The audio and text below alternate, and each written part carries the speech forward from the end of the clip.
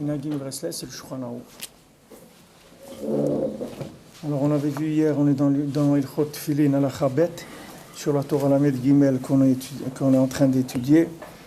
Et on est arrivé, Zeprinat Isur Hamour chez Otsad Zeravatar Chaz Shalom. Donc Rabbi Nathan là ici il va parler maintenant de Otsad Zeravatar, c'est-à-dire quelqu'un qui a des écoulements de semences. Zeu Yud Aleph, page 24 dans la brochure. Zeprinat Isur Hamour chez Otsad Zeravatar Chaz Shalom. Donc c'est l'interdiction grave qu'il y a de faire sortir de la semence en vin. Ça c'est écrit dans Shulchan Aruch, Even Haezer, dans le Siman 23, Saïf Aleph. Al pi ma shekatuv lehel shanikuda shoret c'est la brit shalom ikvoa b'kedusha tamid. D'après ce qu'on a dit avant, que la nekuda, elle se trouve dans brit shalom et elle est fixe tout le temps là-bas. C'est son endroit de résidence. Alors on avait expliqué quand on a étudié la Torah que maintenant c'est écrit dans le Etzraïm que Rabbeinu rapporte là-bas que au début de la Shevira des Kelim, quand il y a eu la Shevira des Kelim, c'est-à-dire quand Kadosh Baruch Hu, il a créé le monde il n'arrive pas à supporter la lumière de l'infini. Donc comme le monde il supportait pas l'infini, le monde s'est brisé plusieurs fois jusqu'à qu'il arrive la 7e fois à être ce que nous on est en train de vivre maintenant. Mais avant, Kadosh Baruch Hu, il a créé le monde et il s'est détruit, il a créé le monde, il s'est détruit.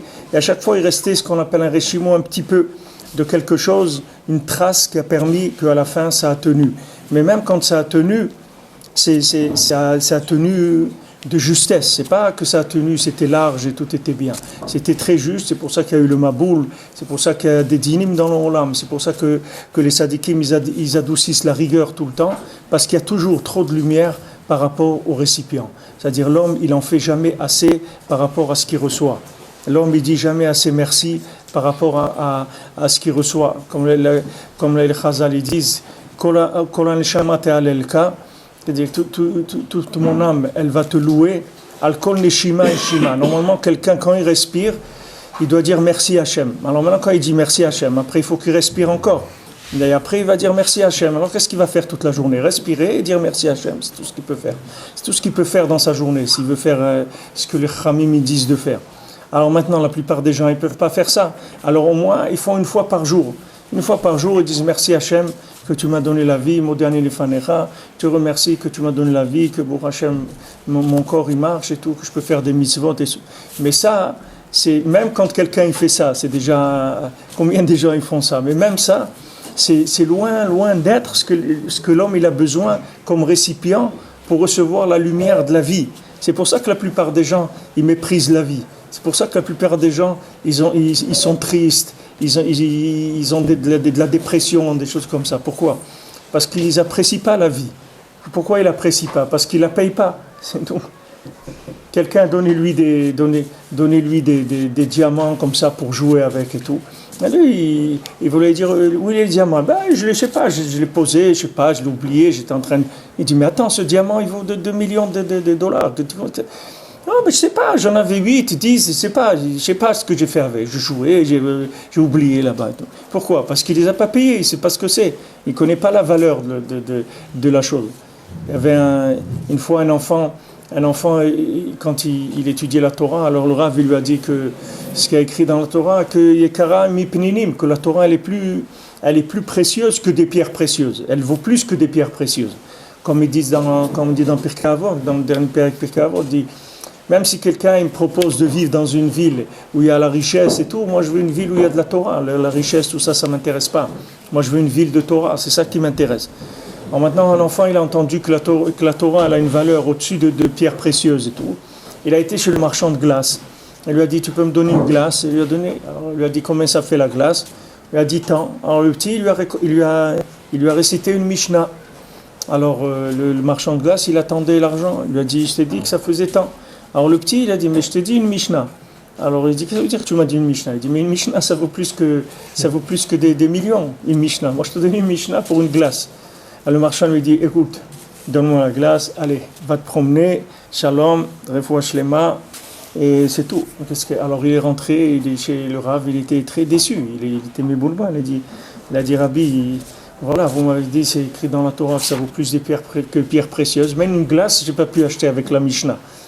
Ok, le Rav lui a dit, viens avec moi. Ils ont été chez un bijoutier. Il a acheté un diamant, le Rav, très très cher. Il a montré au petit, il a sorti beaucoup d'argent, il a acheté ce diamant. Ils sont retournés chez le même marchand de glace. Il a dit, donne-moi une glace. Il lui a donné une glace. Il a sorti le diamant, il a dit, voilà, tu m'excuses, j'ai pas d'argent, je te paye avec ça. Le marchand de glace, il a dit, mais qu'est-ce que c'est? C'est fou là aujourd'hui, c'est la journée des fous, quoi. Puis je vous dis que ça coûte tant, donne-moi tant. Il paye la glace avec l'argent, il part. Alors il lui a dit au petit, tu vois, cette pierre précieuse qu'on lui a donnée, cette pierre-là, elle vaut plus que tout ce qui travaille des dizaines d'années. Il ne peut pas gagner ce qui. Mais seulement, il ne connaît pas, ce n'est pas un connaisseur. Comme ce n'est pas un connaisseur, il ne pouvait pas savoir que la valeur que ça avait. Et il dit, ça c'est la même chose. Il dit, la Torah, maintenant, ça a une valeur. Mais les gens, ils n'apprécient pas la Torah, ils ne connaissent pas la valeur de la Torah. Pourquoi ils ne connaissent pas la valeur de la Torah? Parce que les gens, ils ne disent pas merci, c'est tout. Ils ne disent pas merci. Un enfant, vous lui donnez un bonbon, il lui dit, qu'est-ce qu'on dit? Merci. Tiens le bonbon. Pourquoi on lui dit ça? Pour qu'il sache qu'un bonbon, c'est bon. Alors on dit merci. On dit merci, ça donne une valeur au bonbon. Quand quelqu'un s'habitue à dire merci, alors il commence à connaître Hachem. Alors quand il va commencer à connaître Hachem, il va faire attention à sa vie. Il va apprécier sa vie. Il va apprécier son temps. Il va dire le temps, il a une valeur extraordinaire. La santé, ça a une valeur extraordinaire. Ça permet de faire des choses extraordinaires. La liberté, c'est extraordinaire. Alors combien de gens ils veulent venir à Ouman, ils ne peuvent pas, ou ils n'ont pas la santé, ou ils n'ont pas l'argent, ils n'ont pas la liberté. Il y a des gens qui ont des dossiers, des trucs qu'on ne les laisse pas sortir du pays. Et ils veulent venir, mais ils ne peuvent pas. Alors chaque chose, au moins quelqu'un vient au Man, il commence à se plaindre parce que le coussin il est trop plat ou il y a des coupures d'électricité ou d'eau ou des trucs et tout. Mais il faut savoir que c'est un srout niflaméon, il faut s'habituer à remercier. Donc, il faut remercier, c'est pas qu'Hachem il n'a pas besoin qu'on le remercie. C'est que pour nous, pour voir le bien, on a besoin de remercier. C'est pour apprécier le bien. Et si quelqu'un il apprécie le bien, il ne va pas le gaspiller. Il ne va pas gaspiller sa vie. La plupart des gens qui se découragent dans la vie, c'est parce qu'ils n'ont pas de notion de la valeur de la vie. Ils ne savent pas que le temps, c'est une valeur extraordinaire. Quand vous voyez quelqu'un qui est déjà décédé, si on lui disait, voilà, on te laisse venir une demi-heure dans ce monde pour faire des teilim, pour venir faire un tikkun klali à Ouman, tout. Mais tout de suite, il court, il accepte, il donne tout ce qu'il a pour ça. Tout ce qu'il peut avoir comme schar du Olam Haba, il peut le donner pour ça. Pour venir à Ouman faire un tikkun klali, ça a une valeur, mais comme on ne connaît pas les valeurs, c'est quelque chose que les gens ils prennent comme ça, à la légère, c'est-à-dire ils méprisent ces choses-là. Et ça fait que la vie, elle n'a pas de valeur aux yeux des gens, et que chas v'shalom, les gens ils peuvent arriver même, chas v'shalom, à se suicider, tellement que leur vie, elle n'a aucune valeur à leurs yeux. Alors tout l'union de Rabbeinu, c'est de donner une valeur à chacun.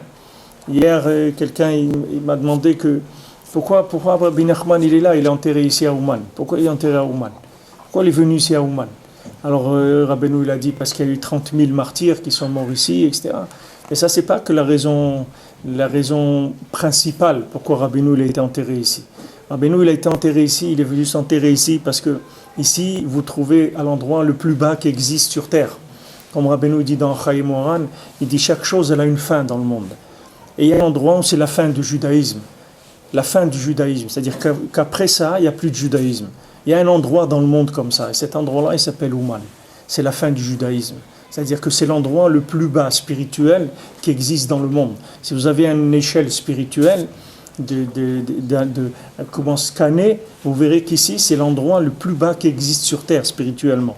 Alors Rabbeinu il est venu là, il s'est enterré ici, pour que tout celui qui vient ici, il ne peut jamais dire moi je suis loin, parce que Rabbeinu il va lui dire moi là où je suis c'est beaucoup plus loin que là où toi tu es arrivé.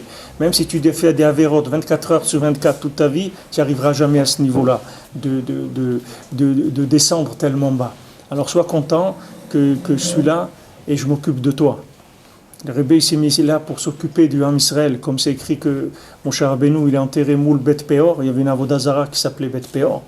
Il a été enterré Moshe Rabbeinu en face de cet endroit-là pour écraser cette Avodah Zara, pour diminuer son intensité.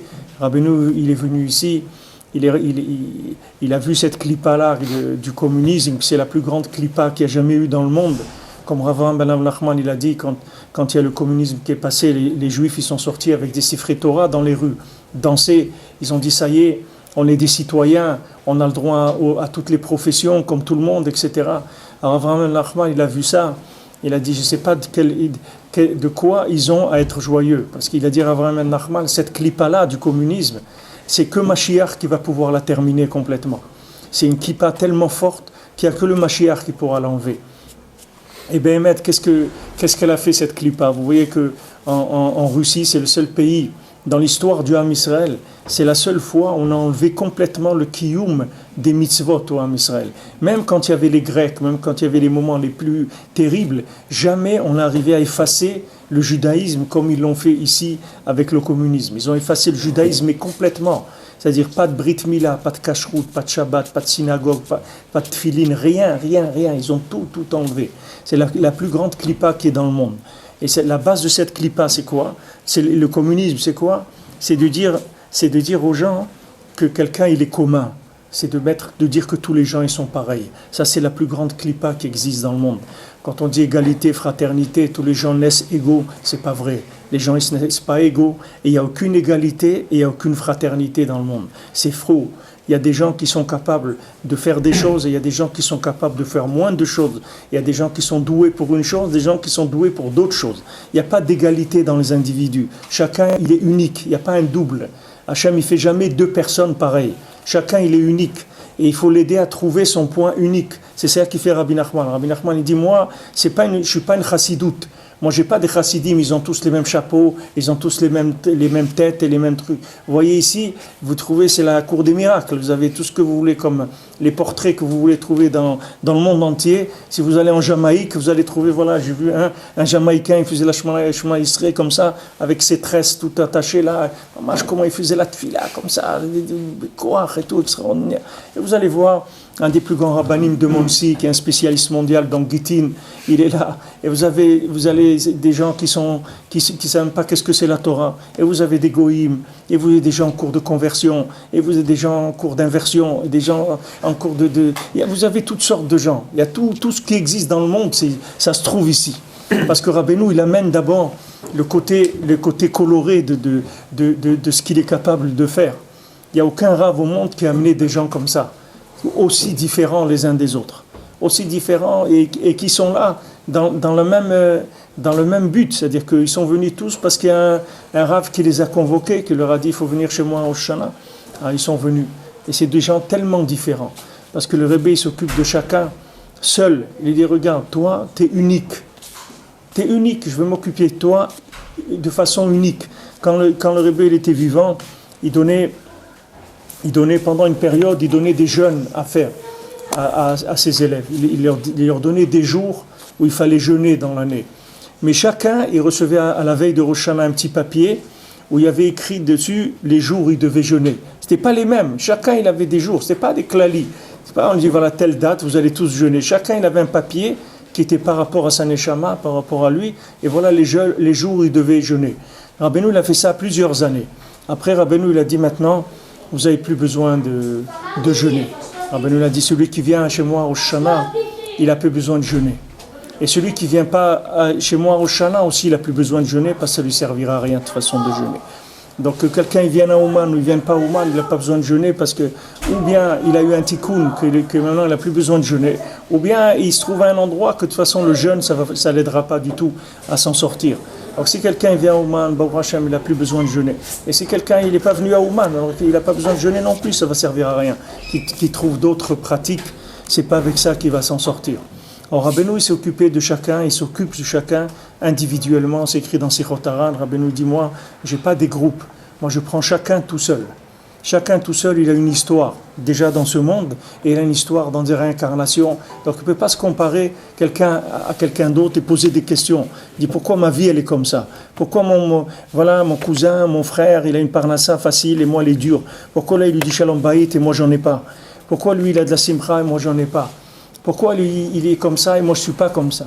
Mais il n'y a pas de comparer, il n'y a aucune comparaison à faire. Chacun il est unique. Chacun il a sa parnassa, chacun il a son zivouk, chacun il a son endroit où il va habiter, chacun il a sa façon de comprendre la Torah, chacun il a sa façon de prier. Et chacun il a un côté unique. C'est pas maintenant quand des gens ils s'habillent, des groupes de chassidim et tout, on met des vêtements, c'est uniquement pour appartenir à une communauté.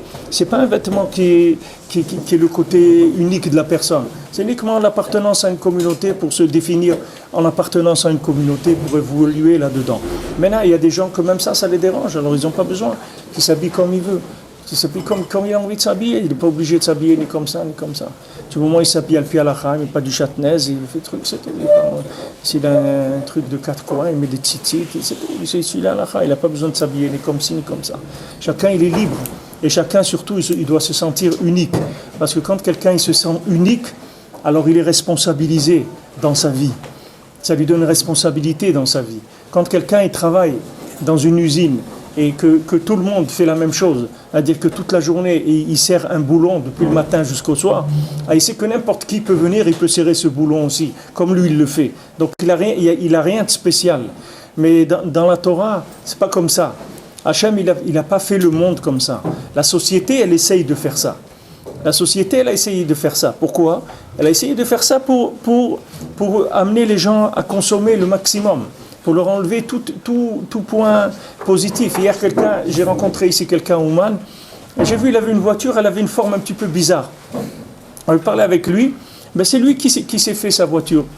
Il a fait sa voiture en truc là, en formica, un truc, je ne sais pas comment ça s'appelle, mais il a formé sa voiture, il a fait, c'est sa voiture à lui, il n'y en a pas une deuxième dans le monde comme ça. C'est sa voiture à lui. Avant, vous alliez chez un artisan, vous disiez, je veux un costume, et il vous fait un costume. Ce costume-là, il est à vous, il n'est à personne d'autre. Peut-être vous avez un bras qui fait 2 mm de moins ou de plus que l'autre, ou une jambe plus longue que courte, ou un côté du corps qui ressemble. Chacun, il fait son... Aujourd'hui, non, prêt-à-porter, quelqu'un, c'est lui qui doit rentrer dans le costume. Ce n'est pas le costume qui va se mettre sur lui. Et lui, il va voir dans quel costume, lui, il peut rentrer. Ce n'est pas maintenant que le costume va le servir à l'habiller. C'est lui qui va rentrer dans le costume.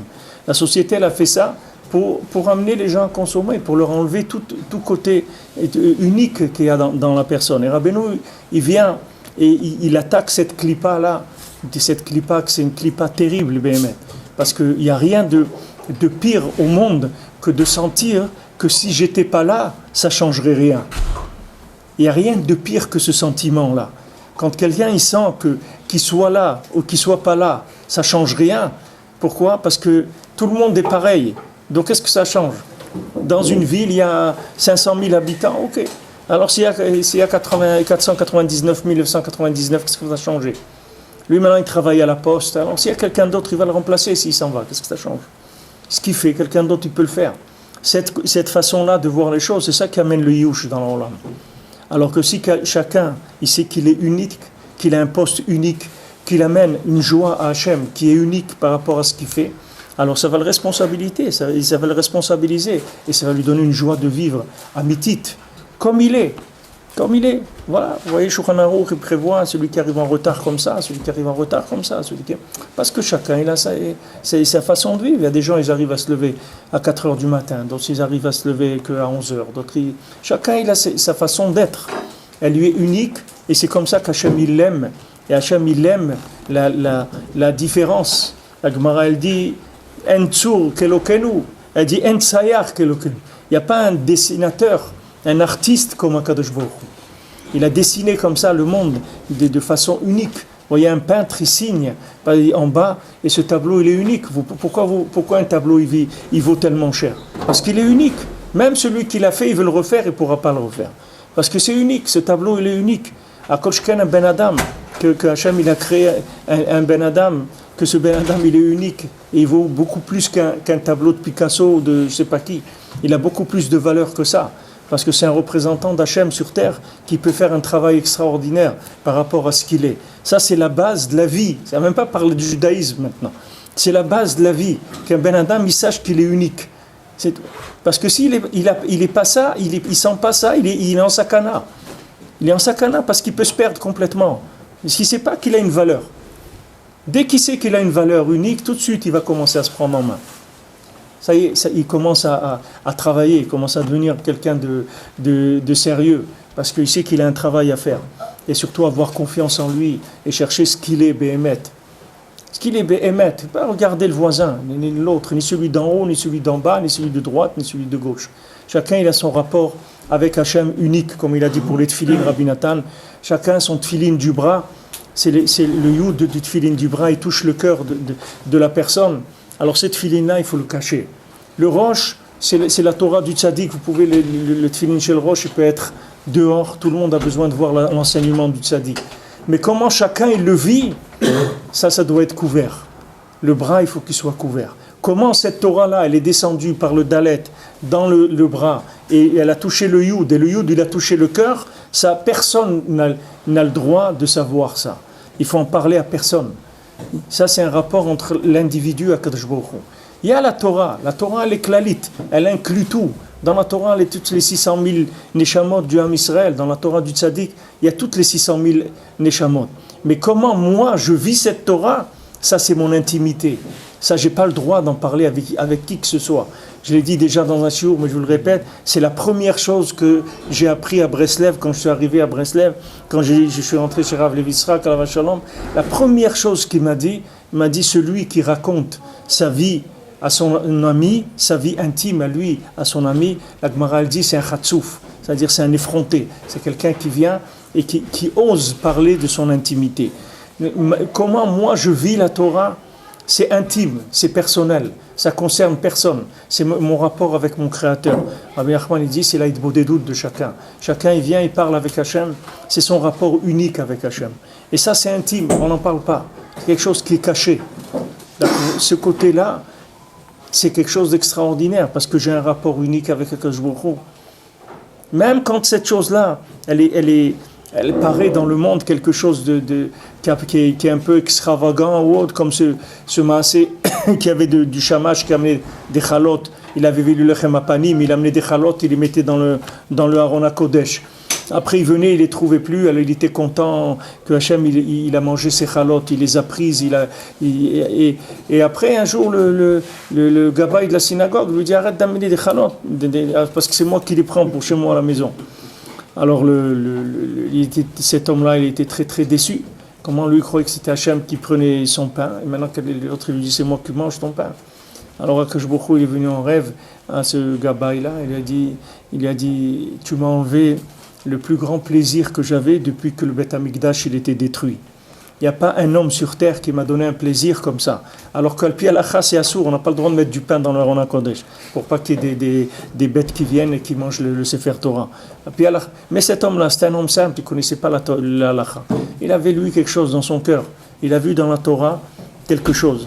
Ça l'a appelé, ça lui a dit quelque chose. Il a dit ça serait beau de faire des chalotes pour Hachem, ce serait extraordinaire. Il les a faites et il les a amenées. Maintenant, quelqu'un vient et se mêle. De quoi tu te mêles? De quoi tu te mêles? Une fois aussi, je vous ai raconté, quelqu'un il venait à la synagogue avec les bains, il s'asseyait tous les matins, il restait 1 heure comme ça, devant Aron HaKodesh, et il se levait, il partait. Ni il mettait de tefilin, ni il priait, il faisait rien du tout. Un jour, quelqu'un il est venu, il a dit, mais c'est quoi là? Vous venez tous les jours comme ça? Venez, je vais vous mettre les tefilin. Allez, venez mettre les tefilin. Alors l'autre il est venu, l'autre il l'a agressé, qu'est-ce qu'il va faire? Il a attendu que l'autre il finisse de l'agresser, il a mis les tefilin, il a dit faites schéma et tout, après il n'est plus jamais revenu. De quoi tu t'occupes? Tu n'as rien demandé du tout. Tu n'as rien demandé. Combien Rabbi Nachman il a respecté la vision de chacun. Même quand il voyait Beruach HaKodesh, Rabbi Nachman, les choses, il n'intervenait pas dans l'individu. Quand il avait un élève qui s'appelait Rav Chaikel, quand Rabbeinu a eu une fille, alors il a attendu pour donner le nom. Il a attendu quelques jours. Maintenant, ce Rav Chaïkel-là, c'était un grand sadique. Il a demandé à Rabbeinu, il a dit, mais qu'est-ce qu'ils vont dire les gens que vous ne donnez pas le nom à votre fille? C'est déjà passé le jour du Sefer Torah, vous ne donnez pas le nom à votre fille. Alors Rabbeinu, il a dit, bon, alors qu'on lui donne un nom, alors on va l'appeler Chaya. Mais Rabbeinu, pourquoi il n'a pas lui donné le nom? Parce qu'il savait que quelques jours après, sa mère, elle allait être décédée, et il voulait lui donner le nom de Fega, de sa mère. Mais le fait qu'un homme est venu et qu'il lui a dit ça, Rabbi Nachman, il s'est plié. Tout Rabbi Nachman qu'il a vu Beruach HaKodesh, lui, il savait ce qu'il faisait. Lui, il savait pourquoi il a attendu. Mais de fait qu'un homme est venu, il lui a fait la réflexion, il a pris ça très au sérieux. Il n'a pas dit, cet idiot-là, il ne comprend rien du tout. Non, il n'a pas pris comme ça du tout. Il a dit, quelqu'un, il vient, il me dit ça, ça veut dire que c'est important. Allez, on y va, d'accord, on y va. On fait.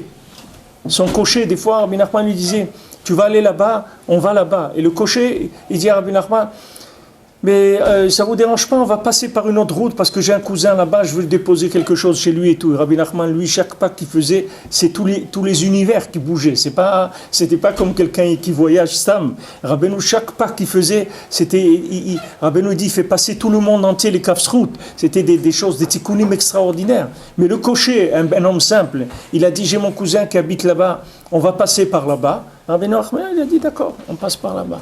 Il n'y a pas de problème. Parce que ça aussi c'est Hachem. Et ça aussi c'est la parole d'Hachem. Et ça aussi c'est vivant. C'est ça qui est la vie de chacun. Et il était comme ça, un respect. Il y avait un respect pour chacun de ce qu'il est. De ce qu'il est. De tout Rabbeinu faisait une Torah. Que chacun ce qu'il était. Une fois, il a regardé les chaussures de Rabbi Nathan, elles étaient tordues et tout. Il a dit, regarde tes chaussures, comment elles sont. Il a dit, ça me fait penser à ce qu'elle a dit la Gemara sur les chaussures comme ça. Yeshetafro be sandalo. Il a dit, il a parlé des sandales et trucs. Et après, il est rentré dans la Torah sur la Brit Mila et tout, à travers ça. Parce qu'il était sensible à chaque chose qu'il y avait dans le monde, c'était important. Il n'y avait rien qui n'était pas important. C'est pas stam comme ça. Et nous, malheureusement, on vit dans une société où on veut nous rendre les choses, ça c'est pas important et ça c'est pas important. C'est tout du khat pahami comme ça, tu utilises une fois une assiette, tu la jettes. Moi je vois ma belle-mère ou même mes parents, même les assiettes qui étaient jetables, ils les lavaient. Parce que dans leur tête, on ne peut pas jeter une assiette.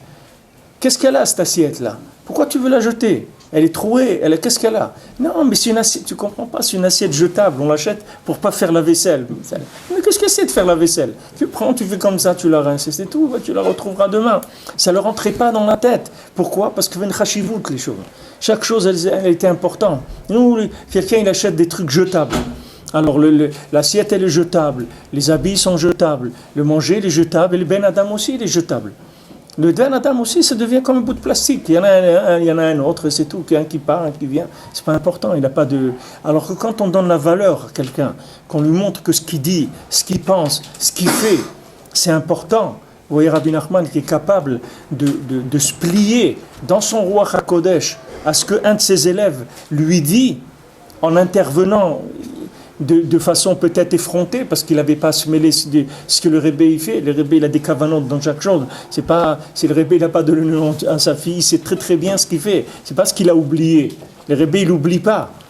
Comme le Baal Shem Tov il a dit quand il est arrivé chez ce Rav-là qui lui a demandé la halakha quand il a été bodek le Baal Shem Tov, voir si le Baal Shem Tov c'était un Talmid Chacham. Alors le Rav il lui a dit Rosh Chodesh, quand on oublie Ya'ale Veyavo. Parce que dans la Hamida le matin, on recommence ou pas? Alors le Baal Shem Tov lui a dit, pourquoi vous me demandez ça? Ça ne vous concerne ni à vous ni à moi. Parce que vous, quand vous oubliez la première fois, la deuxième fois vous oubliez aussi. Et ce qui s'était passé, c'était Rosh Chodesh. Et le Rav, il avait fait la Hamida, il avait oublié Ya'ale Veyavo, il a recommencé une deuxième fois, il oublie encore une deuxième fois. Et il dit, de toute façon, vous, quand vous recommencez, vous oubliez aussi. Et moi, c'est pas Shayach que j'oublie. Parce que moi, quand c'est Rosh Chodesh, moi je suis dans Rosh Chodesh. Moi je vis dans le Rosh Chodesh. De quoi vous parlez? Vous êtes en train de parler de quoi? Vous demandez quoi? Les tzadikim, ils sont dans des niveaux très élevés, mais la grandeur du tzadik, c'est qu'il descend. Il descend et il respecte la forme, même si elle n'a pas de sens de chaque chose, même si apparemment elle n'a pas de sens. Mais au fond, il y a un sens à chaque chose, parce que tout, c'est une manifestation d'Hachem. Et c'est un respect de la Bria. C'est ce qui s'appelle des Eretz Kadman la Torah, c'est-à-dire il y a un chemin dans la terre. C'est pas rien du tout. Hachem, quand il a fait un fruit, il pousse comme ça. Une fleur, elle pousse comme ça. Elle a des étapes. Elle a des façons de faire. Il y a un bourgeon et après il est comme ça. Et la couleur, elle commence comme ça. Après, elle change. Pourquoi Hachem, il a fait tout ça? Hachem, il ne peut pas faire d'un coup que ça sort. Il peut faire. Pourquoi il y a des comme ça bouge et ça avance tellement lentement et ça prend, ça se modifie dans la forme, dans la couleur, dans le parfum, dans tout, ça se modifie. Pourquoi Hachem il a fait ça? Pour te montrer que toi aussi tu es comme ça. Toi aussi tu es comme ça. Chaque jour il est différent et chaque chose que tu fais elle est importante. Et chaque fois que tu bouges d'un millimètre, tu changes des choses énormes dans le monde. Chaque fois que tu fais une prière, chaque fois que tu lèves tes yeux au ciel, tout ça c'est énormément important. Ça a une importance extraordinaire. Mais la personne, elle sait pas ça. Elle ne remercie pas. Elle ne prend pas conscience de ça. Donc sa vie, elle est nulle. Pour elle, sa vie, elle est nulle. Ouais, qu'est-ce que j'ai fait? Ça veut dire, qu'est-ce que tu as fait? Tu t'es levé le matin, Hachem il t'a donné la vie. Ça veut dire qu'Hachem il est content de toi, sinon il t'aurait enlevé déjà. Hachem il est content de toi. Il est content de te redonner la vie. Regarde, tu as redonné la vie. Merci mon Dieu, tu m'as donné la vie. Après, j'ai commencé un petit peu, fait les brachot, c'était ça. Si j'ai pu aller au mikvé, c'est extraordinaire. Et ça, et ça, et ça. Combien de dizaines de choses la personne, elle fait? Il faut donner de l'importance aux choses. Il faut valoriser ces actes pour pouvoir avoir une joie de vivre et faire beaucoup plus, pour exploiter le temps, exploiter nos kochot. Papa, Chaz v'Shalom, ce qui dit ici, je parle de tout ça parce que c'est Meroumal dans ce qu'il dit ici, que c'est un Issur Gamour, le Nyan de Zera Levatala, parce que dans la création, quand Hachem il a créé le monde, la sphira de Chesed, elle est descendue dans Yesod de Hatzilut, Rabbeinu dit là-bas, c'est-à-dire dans le monde de l'émanation, dans la sphira de Yesod, qui est le Brit, le or du Chesed, il s'est mis là-bas, la lumière du Chesed, il s'est mis là-bas. Maintenant, les Kélim, les récipients du Chesed, ils sont tombés plus bas et ils se sont cassés. Mais la lumière, elle est là-bas, c'est-à-dire la lumière du Chesed, elle se trouve dans l'endroit de l'alliance. C'est dans l'alliance qu'il y a la Chassidim d'Akadosh Baruch Hu. Les Chassidim d'Hachem, dans la création du monde, ils se trouvent dans l'alliance. Plus quelqu'un, il chômère le Brit, et plus quelqu'un, il va avoir conscience des Chassidim d'Akadosh Baruch Hu. Parce que c'est là-bas où ça réside. Et le tzaddik qui s'appelle Yesod Olam, le tzaddik qui est la base du monde, qui est la sphira de Yesod de tout le monde, lui aussi il habite là-bas. C'est son endroit. C'est pour ça que Rabbeinu, tout son Inyan, c'est Midata Yesod. Et c'est pour ça qu'il a transmis le Tikkun HaKlali. Et c'est pour ça qu'il amène tous les gens ici pour leur faire un Tikkun HaKlali. Et pour pouvoir les élever, les sortir de là où ils sont tombés. Parce que le Ikar, c'est ça. Et quand il a arrangé ça, il a tout arrangé. Ça y est, il y a la connexion, tout marche, il n'y a pas de problème. Mais la Midata Chesed d'Hachem, elle se trouve là-bas, dans cet endroit-là. C'est ce qu'il dit ici, que la Nekuda, elle est dans Brit Shalom. Ikvoa b'kdusha tamid, vena yotza lachutz. Hachem, le Ikar du monde, il n'a pas mis entre les mains de l'homme. C'est-à-dire que l'homme jamais pourra détruire le monde. Parce que Hachem, la sphira du Chesed, qui était l'intention de la création, Hachem, il a créé le monde pour donner.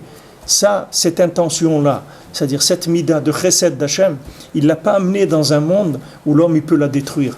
L'homme jamais il peut détruire le Chesed d'Hachem. Jamais.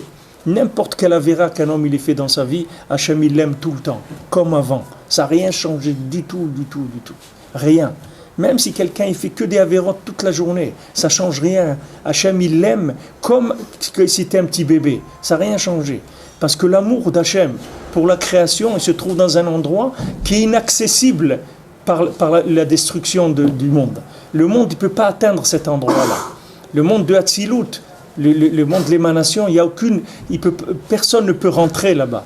Il n'y a rien de ce monde qui peut atteindre cet endroit. Parce que c'est une lumière d'Hachem qui est tellement révélée qu'il n'y a aucun rat là-bas.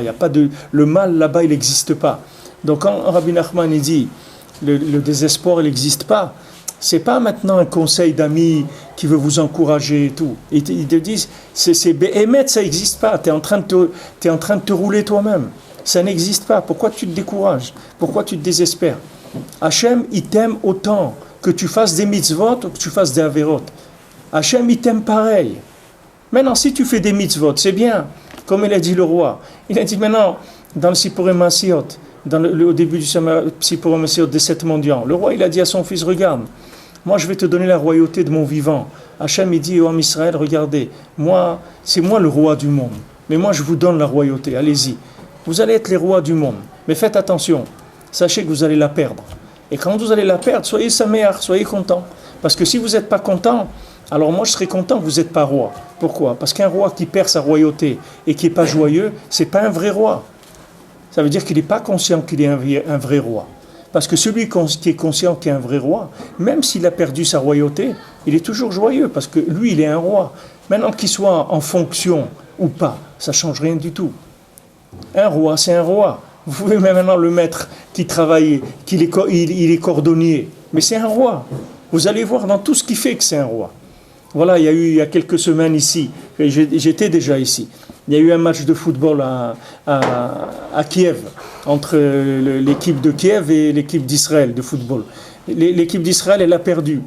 Mais ils ont dit là-bas dans l'article, ils ont dit qu'elle a perdu le match, mais dans toute la télévision ukrainienne et dans le monde, ils ont gagné. Qu'est-ce qu'ils ont gagné? C'est que quand il y a eu le moment des remises des trophées ou je ne sais pas quoi, après le match, alors il y a une pluie très très forte qui est tombée. Et il y avait des enfants qui sont venus pour habiller en sportif, etc., pour amener les trophées aux joueurs. Alors l'équipe israélienne, c'était un réflexe simple pour eux. C'est-à-dire ils ont enlevé tous leurs blousons, leurs trucs qu'ils avaient, et ils ont mis sur les enfants. Les Ukrainiens, il n'y a aucun qui a bougé. Pourtant, c'est leurs enfants à eux, c'est leur pays à eux. Aucun il a bougé. Et les Israéliens, ce n'était pas un ordre ni truc, c'était naturel chez eux. Ils ont enlevé leurs blousons et ils les ont mis sur les enfants. Et ça, la télévision ukrainienne, elle l'a attrapé, elle l'a sorti. Elle dit, regardez qu'est-ce que c'est. Regardez ce que c'est les Israéliens. Hachem, il dit, c'est ça les tfilines d'Akadosh Baruch Hu, mon peuple dans lequel je me glorifie. C'est vrai que c'est un juif, c'est vrai qu'il va jouer au football. Qu'est-ce qu'il a joué au football? Qu'est-ce que c'est le football? Qu'est-ce qu'il vient faire? Ok, mais regarde-le là-bas. Tu vas voir qu'il va briller comme personne ne brille au monde, dans cet endroit là-bas. Parce que Hachem, il l'aime comme celui qui est maintenant le même juif qui est au kotel en train de faire sa tfila et qui finit 3 fois le Teilim toute la journée. Hachem, il l'aime comme ce juif-là qui est en train de jouer au football à Kiev. La même chose. Ça ne change rien pour Akadosh Baruch Hu. C'est tous des enfants d'Hachem. C'est tous des rois. Seulement un, il est en fonction et l'autre, il n'est pas en fonction. C'est tout. Mais c'est des rois. On n'a pas le droit de les considérer autrement que ça. C'est pas parce qu'un roi il n'est pas en fonction qu'il n'a pas le droit au kavod. Il a le droit au kavod d'un roi, parce que c'est un Meler. Maintenant, il s'est perdu là où il s'est perdu. Ok, il est rentré dans le football ou dans n'importe quoi. Mais c'est un roi. On n'a pas le droit parce que cette Ahava d'Hachem, c'est-à-dire la Mida d'Ahava d'Hachem dans la création, elle n'est jamais descendue dans un endroit qui est accessible par le mal. Donc le monde il est protégé, vous comprenez? C'est comme un jeu, c'est pas vrai. C'est pas vrai. L'homme, il peut pas détruire. L'homme, il peut détruire que dans ce monde-là, d'ici, dans le monde de la Asiya. Il peut détruire des récipients, c'est-à-dire des moyens de faire. Que s'il n'avait pas détruit, il aurait plus de moyens, il aurait avancé plus, il aurait fait plus de bénéfices dans ce monde. Mais l'essence du monde, c'est-à-dire l'essence de son existence, sa neshama, jamais il peut la détruire. Jamais il peut faire un acte qui va détruire ça. Ça n'existe pas. Parce qu'Hachem, il ne l'a pas mis dans le monde. Donc Rabbeinu, il amène là-bas que le chesed, il se trouve dans Yesod de Hatzilut. C'est inaccessible par l'homme. Donc c'est pas une vraie, si vous voulez, c'est pas un vrai choix. C'est pas une vraie bechira que Hachem il a donné à l'homme. L'homme, il a une bechira de faire le bien, de faire des bénéfices, ou de faire de pas faire de bénéfices, mais de détruire, de fermer la boîte, de fermer le magasin, ça il peut pas. Ça jamais il pourra faire ça. Alors c'est pour ça que Rabbi Nachman dit te désespère pas. C'est dommage, tu es en train de te perdre ton temps. Ça n'existe pas. Le désespoir, ça n'existe pas. Parce que Hachem, il a fait en sorte que tu peux pas détruire. Donc sois tranquille. Pourquoi tu te décourages? Maintenant tu n'arrives pas à faire le bien. Ok, Hachem il est là. Il dit, regarde Hachem, je sais que tu m'aimes. Je sais que tu m'aimes, je suis ton fils, tu m'aimes et tu m'as toujours aidé dans ma vie. Et moi, je t'ai rendu rien que du mal de ça. Parce que je fais que des bêtises toute la journée. Mais je te promets que si tu m'aides à sortir de ça, je suis très joyeux. Je te promets que si je fais plus de bêtises, alors je te remercierai, je serai très joyeux de ça. Ne crois pas que j'aime les bêtises. J'aime pas, mais qu'est-ce que tu veux que je fasse? J'arrive pas. Je voudrais faire bien et j'arrive pas. Mais je sais que tu m'aimes tout le temps, même si je ne fais pas bien. Ça, je n'ai pas de doute sur ça. Je sais très bien. Mais je te dis que si tu m'aides et que tu fais que je vais arriver à faire mieux, alors je serai encore plus content. Alors le roi il dit, si tu es joyeux quand tu perds ta royauté, alors moi je suis très très très très joyeux de voir que tu es joyeux, alors je serai dans une joie extraordinaire. Hachem, quand il voit quelqu'un qui tombe, et là-bas il est joyeux, et là-bas il rigole. Il rigole. Il dit, mais qu'est-ce que tu as rigolé? Regarde dans quel état tu es. Il dit, mais c'est une flamme. Qu'est-ce que tu dis? Quel état? Cet état, c'est ici, c'est rien du tout. Ce monde-là, il va passer, c'est rien du tout. Alors, qu'est-ce qu'il y a? J'ai pas fait de bénéfice, mais moi, je suis un enfant d'Hachem. C'est ça le plus grand bénéfice de la terre. C'est celui-là, c'est d'être un enfant d'Hachem. Ça suffit, ça. Comme Rabbeinu dit, quelqu'un, il est juif, ça suffit. Qu'est-ce qu'il est? Ça suffit, avec ça, ça suffit. Baruch Hashem, maintenant s'il veut à rajouter, qu'il rajoute, mais quelqu'un, il va s'angoisser, il va être triste parce qu'il n'est pas parfait, parce qu'il n'est pas une rentabilité maximale. Tout ça, ça vient d'égoïsme, ça vient pas de chez nous. La Torah, c'est pas ça. La Torah, c'est pas qu'il n'y a pas de rentabilité dans la Torah. Il n'y a pas de rentabilité. La Torah n'a jamais fait des tableaux de rentabilité, c'est pas vrai. Quelqu'un, il peut lever ses yeux au ciel et verser une larme. Et cette larme-là, elle va être plus que la Avodat Hashem de dizaines de personnes pendant toute leur vie. En une seconde. Il amène un achat à Kadosh Baruch Hu plus que des dizaines de personnes qui ont fait Avodat Hashem toute leur vie. Il n'y a pas chez nous des clés c'est pas des tableaux. C'est pas des Excel, des tableaux Excel que tu mets ça et ça et ça, après tu as le chiffre. C'est pas vrai. Ça ne marche pas comme ça, du tout. Et chacun, il doit le savoir. Il doit vivre avec ça. D'abord, d'être joyeux de ce qu'il est. Et ce qu'il n'est pas aussi. Il doit être joyeux. Baruch Hashem, il y a des choses qui sont dans le monde, des endroits de perdition où les gens, ils ne savent même pas que ça existe, Baruch Hashem. On ne sait même pas qu'est-ce que c'est ces choses-là. Ça, c'est une joie déjà de ne pas tomber là-dedans. Alors le roi, il dit, regarde, quand tu vas perdre ta royauté, sois joyeux. Sois joyeux. Ravram ben Nachman, il dit que le Rebbe, on sait que les 7 mendiants, le Rabbeinu l'a raconté que 6 mendiants. Le 7e qui n'a pas de jambes, le Rebbe, il n'a pas raconté. Mais Ravram ben Nachman, il dit, le 7e mendiant qui n'a pas de jambes, le Rabbeinu l'a raconté au début, c'est celui-là. C'est-à-dire le fils du roi qui était triste et que dans sa tristesse, il s'est renforcé dans la joie, ça c'est le 7e mendiant qui n'avait pas de jambes. Parce qu'il dit que les jambes, c'est l'union de la simcha. Les jambes, c'est ce qui est le kiyum de la personne. D'abord, c'est ce qui fait que Mamodon chez l'Adam, chez Ma'amidol Raglav, c'est-à-dire l'homme il tient sur ses jambes. Et les jambes aussi, c'est la simra. Quand quelqu'un il est joyeux, alors ça, comme on dit, le cœur il a porté les jambes. C'est-à-dire qu'il est joyeux, ses jambes elles sont levées, elles ont commencé à danser. Les jambes, c'est ce qui se permet le maintien sur terre. Et c'est aussi le kelim qui montre que l'homme il est joyeux. Donc maintenant, Kadosh Baruch Hu dit, regarde, tu vas arriver à un moment, le Ham Israël il va être dans une telle galoute qu'il n'aura plus de jambes, Béhémet. C'est-à-dire qu'il ne va pas tenir. Là où il est, il n'aura pas un maintien. Il ne sera pas un vrai juif comme il doit l'être. Mais fais attention que quand tu vas être comme ça, sois joyeux. Parce que c'est ça les jambes qui vont te rester. Les vraies jambes, c'est celle-là. C'est que tu arrives à être joyeux dans toutes les situations.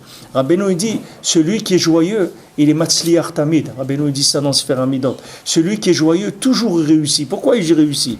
Parce qu'il a des jambes. Il a des jambes qui sont comme des jambes des orthopédiques comme ça qui sont fabriquées. Même quand il perd ses jambes, tout de suite il a d'autres jambes. Pourquoi? Parce qu'il est joyeux. La joie, elle a toujours un endroit, n'importe où tu peux être joyeux. Tout le temps tu peux être joyeux. Il n'y a aucun endroit qui interdit la joie. Partout où tu es, tu peux être joyeux. Et Rabbi Nathan, vous voyez comment il était joyeux, Rabbi Nathan. Pourtant, ce n'était pas un homme de nature joyeuse, du tout. C'est un homme très, très soucieux, parce que c'était un balmoir gadol. C'était un cerveau. Et les gens qui ont des grands cerveaux, malheureusement, ils ont beaucoup de tristesse aussi, parce qu'ils ont beaucoup de rigueur dans leur esprit d'analyse. Donc, ils sont toujours très tristes, ils sont insatisfaits. Rabbi Nathan, il avait une joie extraordinaire. Même une fois, un de ses élèves qui est mort, et il a été chez lui, et Rabbi Nathan il dit, je n'avais pas honte des gens qui étaient là-bas pour venir consoler la famille, j'aurais dansé de joie devant eux, dans les shivas de la personne, j'aurais dansé de joie devant eux. Tellement il avait une sipra, Rabbi Nathan, de ça, et Rabbeinu aussi. Rabbeinu, tous les animes de Avelout, tous les trucs d'endeuillement et tout, Rabbeinu les prenait jamais. Rabbeinu faisait tout ce qui était possible de faire pour jamais prendre le deuil. Rabbeinu jamais rentré dans ces animes-là. Parce que tous les liens du Ham Israël, c'est rien que la simcha. Si quelqu'un, il faut pas se laisser abattre, il faut pas se laisser démonter, il faut pas se laisser tomber. Il faut dire non, moi je suis un enfant d'Hachem, et Hachem il m'aime comme je suis, il a une très grande joie de moi. Donc moi je suis content, c'est tout. Maintenant j'ai pu faire plus, j'ai fait plus. J'ai pas pu faire. Mais l'amour qu'Hachem il porte pour moi, ça change rien dans ce que je fais. C'est pas ça qui influence l'amour. Hachem, il a jamais dit, tu fais les mitzvot, je t'aime, tu fais pas les mitzvot, je t'aime pas. Un d'avoir casé. Hachem, il t'aime, c'est tout. Hachem, il t'aime, tu es une partie de lui-même. Hachem, il va pas s'aimer lui-même. Si tu es une partie de lui-même, comment il va pas t'aimer? Maintenant tu es tombé ou tu es tombé. Tu es tombé ou tu es tombé, sois bessimcha. Danse, sois joyeux, chante. Remercie Akadosh Baruch Hu. Et il dit, voilà, je suis tombé là où je suis tombé, mais bon Hachem. Quelqu'un des années, il m'écrivait des années, pas dire en public sans problème, mais des situations de vie très très graves. Très graves, maman, toute la journée, c'est que des avérantes, toute sa vie entière, rien que des avérantes. Alors, on a commencé à correspondre ensemble et tout. Mais je dis, tu sais, que les avérantes, ça te fait mal. Tu sais que c'est un très très grand niveau. Rien que ça, tu dois être joyeux toute la journée. Que Hachem, il t'a pas enlevé ça. Parce qu'Hachem, tu sais, il te fait rien comme le dentiste, là, dévitalisé. Ça y est, tu n'as plus mal à la dent. Mais quelques années après, ta dent, tu l'enlèves, elle est morte, c'est fini. C'est bien, tu n'as pas mal, mais elle est morte, la dent. Tu comprends? Donc maintenant, quand tu sens une douleur, que ça te fait mal, parce que tu ne fais pas le Ratzon Hachem, eh bien, je vous dis, cet homme-là, c'est un tzaddik. Il est venu ici à Ouman. Mamash, c'est un tzaddik. Vous voyez, un jeune comme ça, il a peut-être 25, 26 ans. Mais chez Mamash, un tzaddik. Il a une conscience d'un niveau incroyable. Et il vit dans une poubelle, Mamash. Toute sa vie, c'est une poubelle. Mais de temps en temps, Hachem, il fait tikkun haklali. Des fois même, il met les tefilines. Des fois, il va à la synagogue pour Purim ou des choses. Il fait des choses. Mais le ikar, c'est qu'il a une conscience de la vérité permanente. Je dis, mais ça même... Mais c'est un très grand cadeau d'Akadosh Baruch Hu. Je lui dis, tu connais, il y a combien de gens que ça leur fait plus rien, ces choses-là? Tu le sais. Il me dit, c'est vrai. Il me dit, alors, sois joyeux. Pourquoi tu n'es pas joyeux? Pourquoi tu n'es pas joyeux que Baruch Hachem, il ne t'a pas débranché de la conscience de la vérité? Mais c'est un cadeau d'Hachem. Avec ce que tu fais, Hachem, il t'aurait pu te débrancher de la vérité et te rendre un imbécile heureux, que tu as l'impression que tu es bien, il n'y a plus rien qui te dérange, que ça te fait pas mal. Tu es dévitalisé, c'est-à-dire tu n'as plus de connexion avec Hachem. Tu vois qu'Hachem, il t'a laissé connecter avec lui, même dans la situation. Donc tu vois que Hachem, il t'aime, il ne t'a pas abandonné. Pourquoi tu n'es pas joyeux? Sois joyeux. Et maintenant, ça, c'est le 7e mendiant. C'est le mendiant de la Géoula. C'est que maintenant, chacun, il va être joyeux de ce qu'il n'a pas. Il va être joyeux de ce qu'il n'est pas. C'est tout. On est joyeux. Pourquoi? Parce qu'on est un peuple qui traverse le temps. On a un peuple qui fait l'histoire, qui ont fait le monde. Hachem, il a créé le monde pour nous. Il faut être joyeux.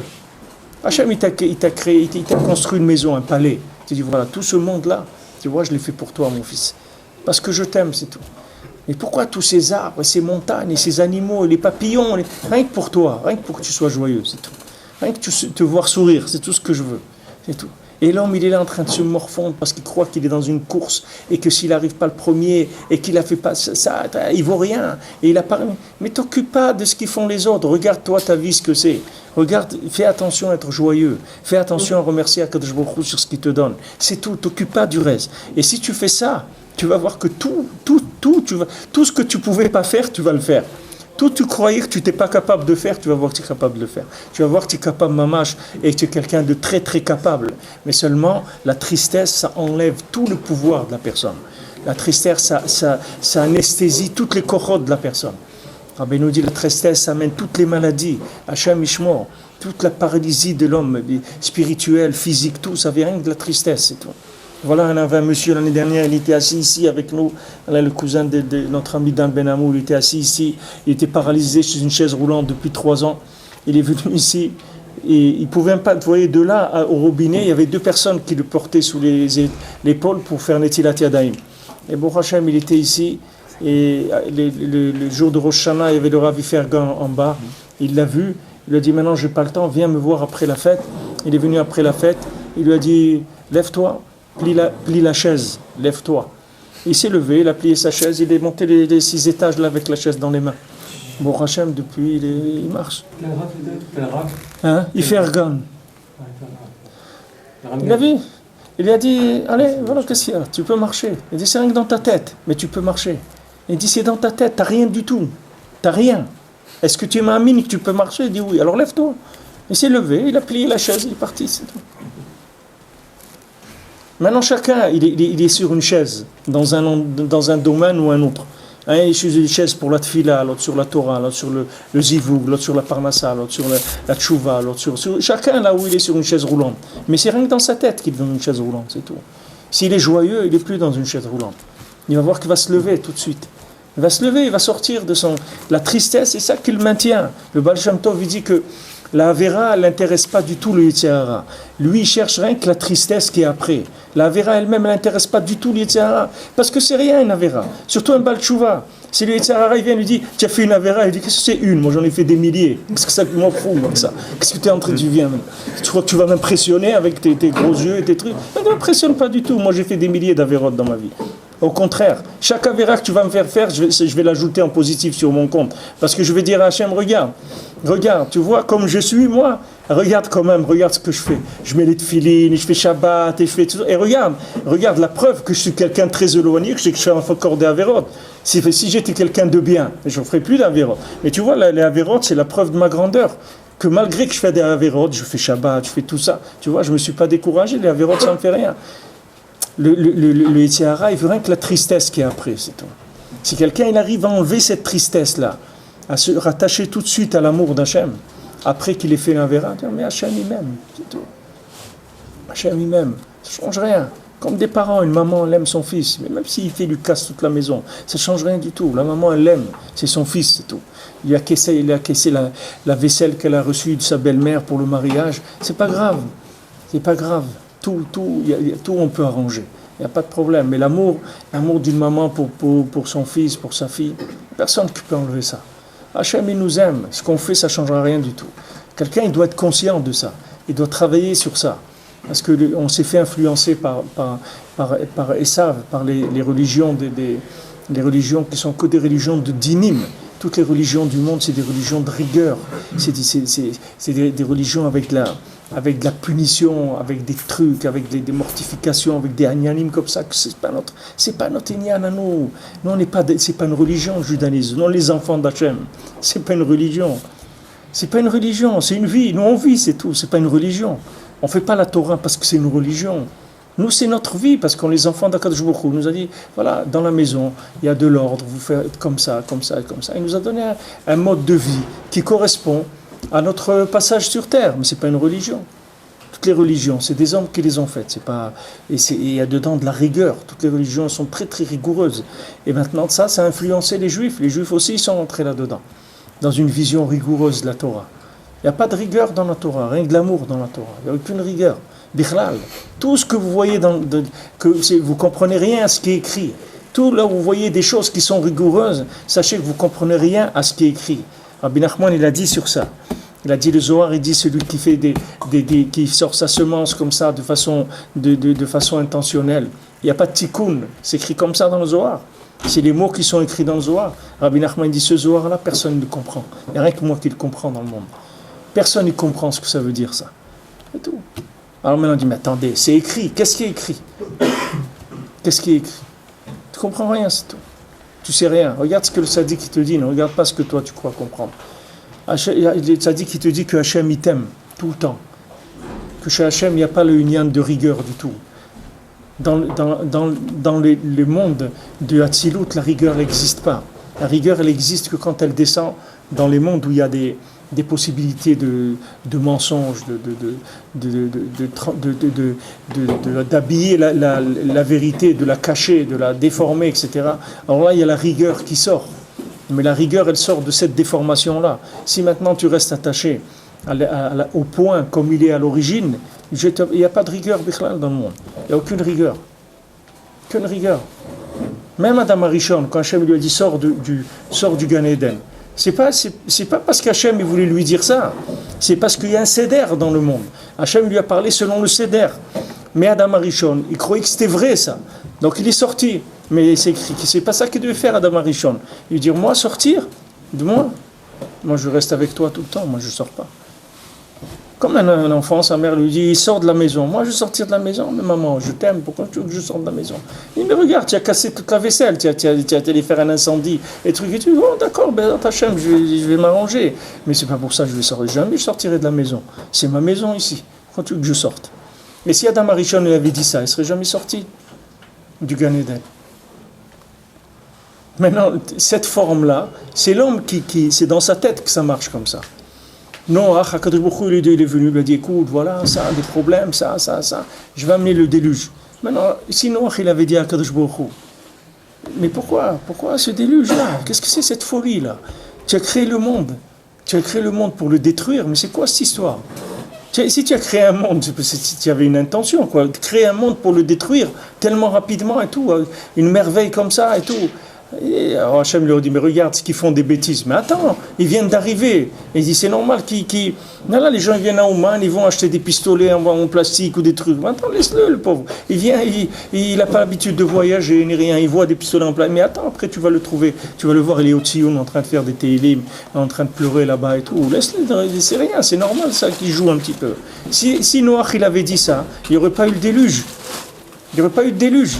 Seulement, il fallait imaginer derrière ce qui apparemment se manifestait. Mais derrière ça, c'est pas vrai. Akadosh Baruch Hu, il ne voulait pas du tout amener le déluge. Hachem, il a souffert énormément du déluge. Hachem, il ne voulait pas amener le déluge. Et qui est-ce qui a fait tchouva après le déluge? C'est Hachem. C'est pas le monde, il n'y avait plus personne. Qui est-ce qui a fait tchouva après le déluge? Qui a dit Mechila, plus jamais j'amènerai le déluge? C'est Akadosh Baruch Hu lui-même. C'est pas Noach qui a fait tchouva. C'est Hachem qui a fait tchouva. Il a dit c'est fini. Je vous promets, plus jamais j'amènerai le déluge. Alors maintenant, vous pouvez vous poser la question, mais c'est Hachem, ça veut dire que quoi? Alors pourquoi il l'a amené? S'il a dit après plus jamais j'amènerai. Parce que c'est le principe de la création avec le ribouille or, comme je vous ai dit tout à l'heure, que les kélim, ils se sont détruits. C'est-à-dire il y avait trop de lumière par rapport au récipient. C'est ça qui a donné cette rigueur apparente, parce qu'il y avait trop de lumière par rapport au récipient. Mais si maintenant vous avez la Emouna, c'est tous les kélim du monde, c'est la Emouna. Le kéli, c'est la Emouna. Quand on dit un ouman, quelqu'un qui est un ouman, un artisan, il fait des kélim. Ces kélim-là, c'est la Emouna. La Emouna, c'est le kéli de la lumière. Si maintenant tu as la Emouna, qu'Hachem il t'aime, Shchorani Venava, ne me regardez pas que je suis noir, je suis belle. Hachem, il m'aime comme je suis. Cette Emouna, c'est elle qui fait le kéli que tu vas sortir de cette apparence noire-là. Tu vas sortir de cette obscurité-là, par le kéli de la Emouna. Pourquoi maintenant tu te laisses aller d'un côté et d'un autre? Parce que tu n'as pas de kélim pour vivre la lumière qui t'est donnée. C'est ça qui te fait tomber.